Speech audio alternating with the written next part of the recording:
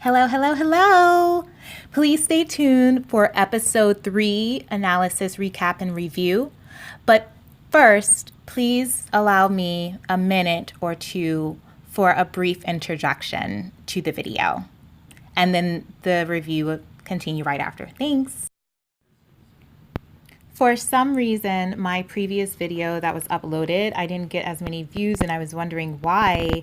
And WBTV, which is actually is a CBS affiliated station in Charlotte, North Carolina, actually put a copyright claim on my video.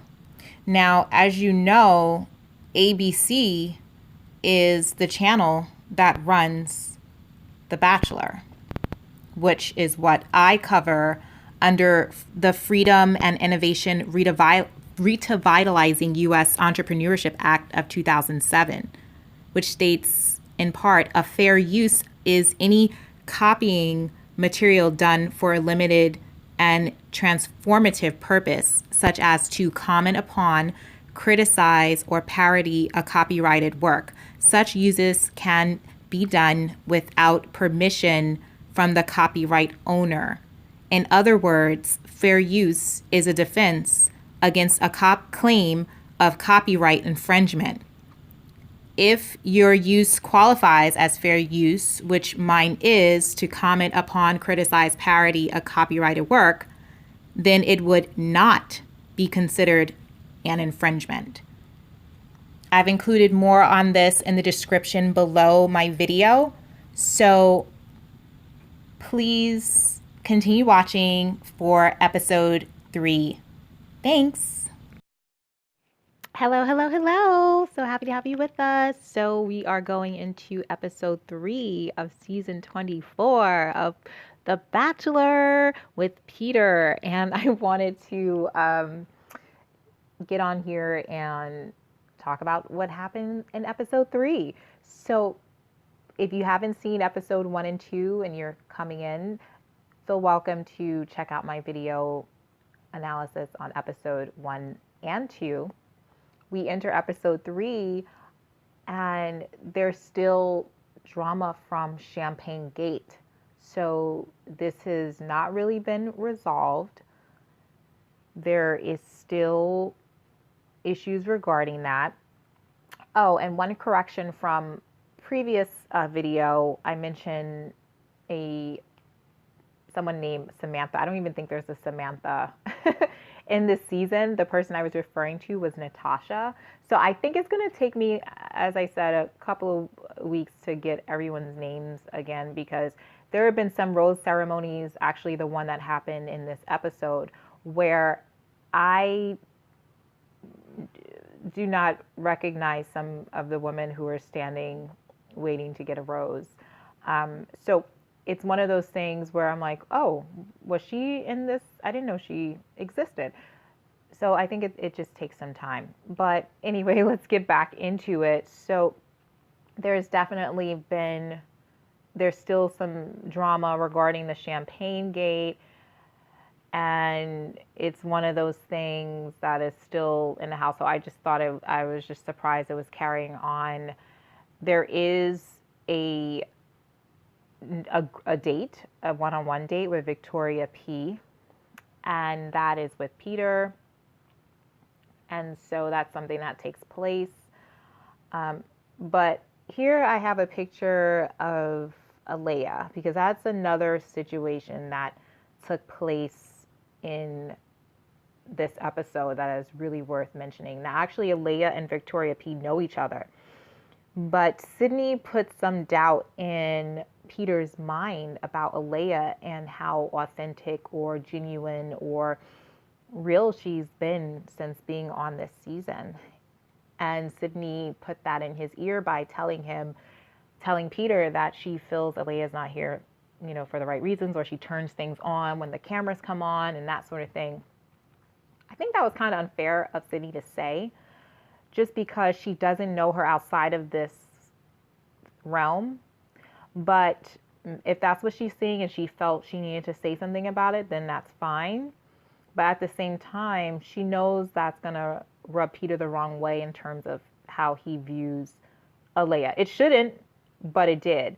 And he actually winds up giving Sydney the rose, talking about he feels happy to have someone in the house who has his back, that's what he's looking for, and that sort of thing. So the next day, Alea is just, very sad about it.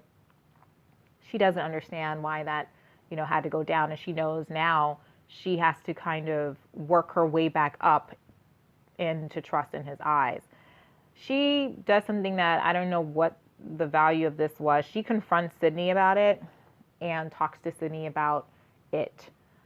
She feels like she did the right thing. This was at the pool party they had in lieu of the cocktail party, and she felt it worked.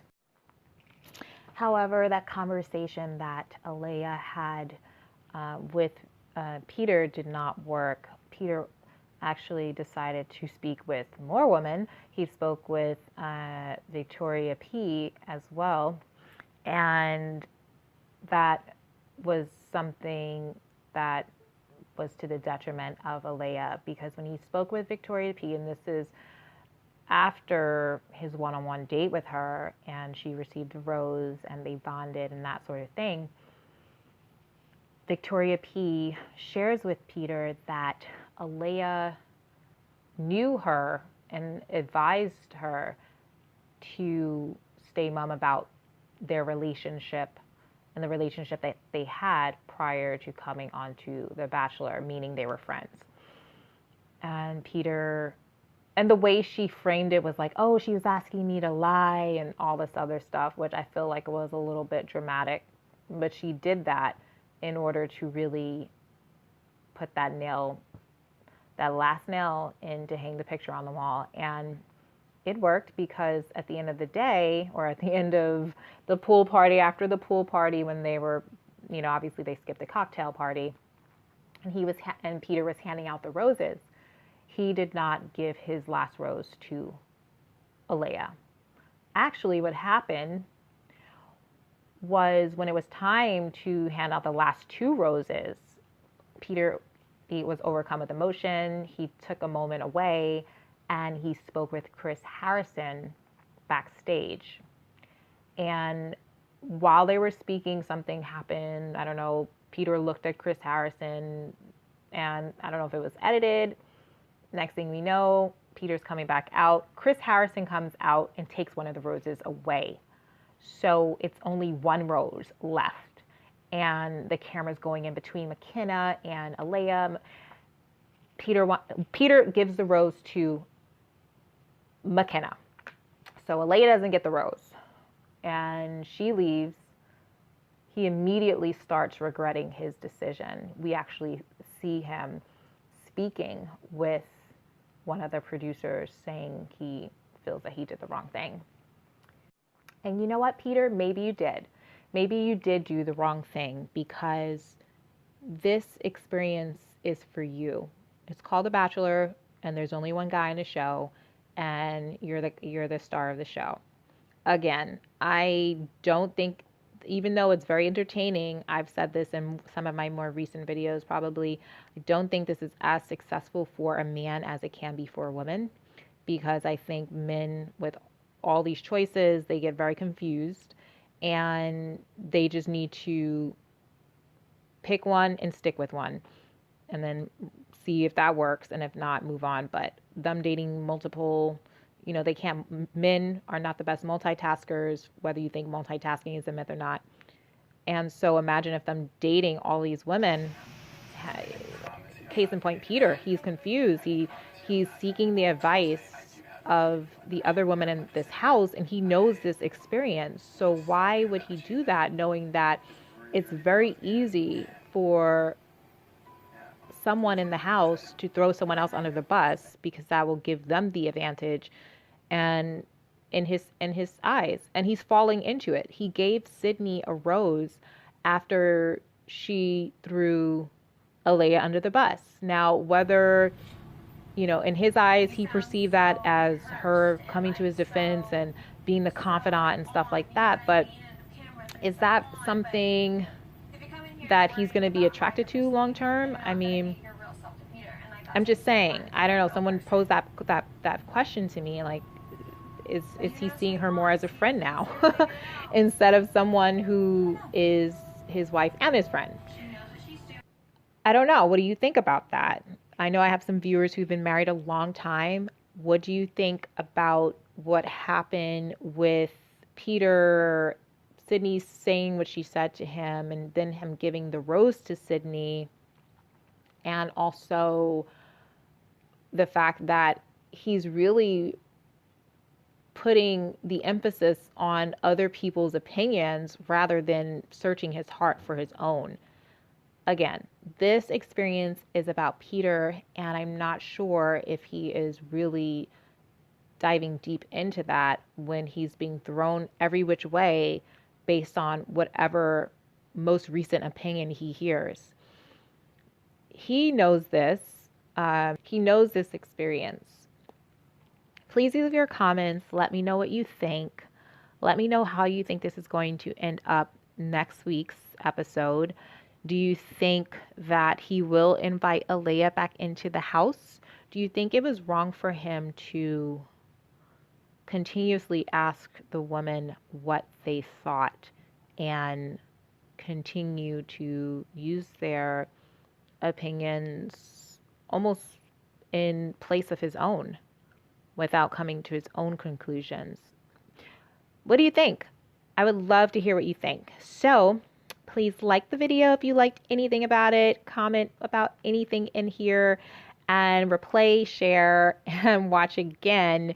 I look forward to seeing you in the next one, and thanks again. Bye. Just want to add maybe a little poetic justice. There was a pillow fight group date, and funny enough, Alea and Sydney were in the ring. Alea did win that competition and was like crowned queen or something. But during Sydney's talk in front of the camera, she goes, Alea's in for a rude awakening, whether she wants it or not. Then we see Sydney very weirdly approaching Alea, and it wasn't even a conversation. It was just she wanted to say certain things to her about her. And I thought that was very weird the way she did it. And it was one of those things that made you go, And if this was not something that was very calculated on Sydney's part, since she wants to tout herself as being very genuine, what about how she laid the groundwork for this confrontation? Do you like work at all? I have to do a job. Why is Sydney trying to find judgment on her whether or not she works? If she works, good for her. If she does not, good for her. This is a standard case of Sydney woman shaming and job shaming another woman. If this is when women who were stay-at-home moms and decided to work within their home felt shamed by those who are working outside of the home. Maybe the thing is that that's none of her business, and she's making it her business because she doesn't like her.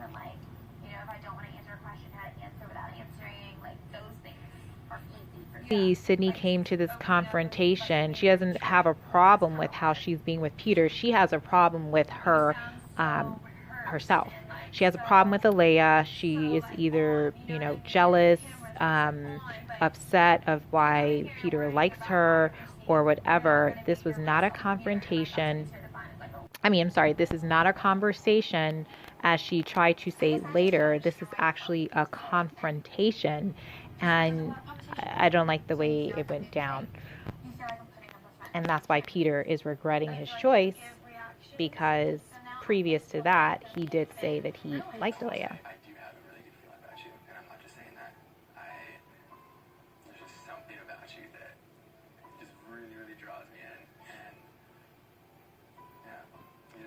So how does he go from being really excited to being confused and not knowing who's there for him and totally jumping on the bandwagon of one woman's opinion or even maybe multiple.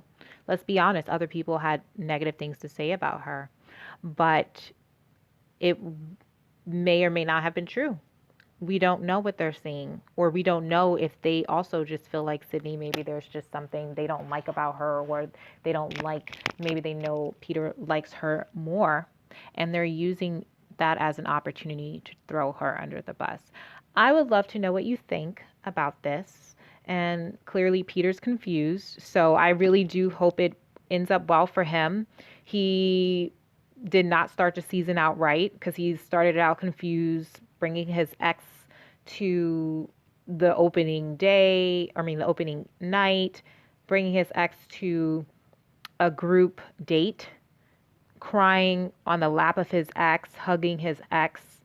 Well, he wasn't crying on her lap, but he put his head in her lap. She cried on his shoulder. I mean, it was just ridiculous. So he just really is starting this season out confused.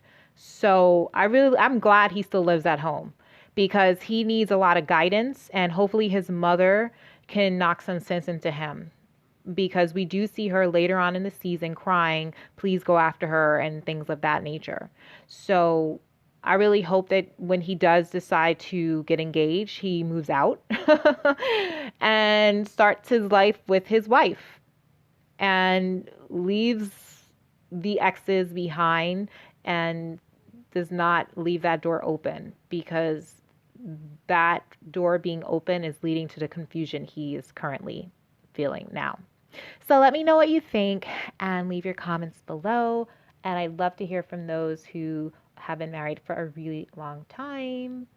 Thanks. And if you're single too, of course. And if you're dating, of course.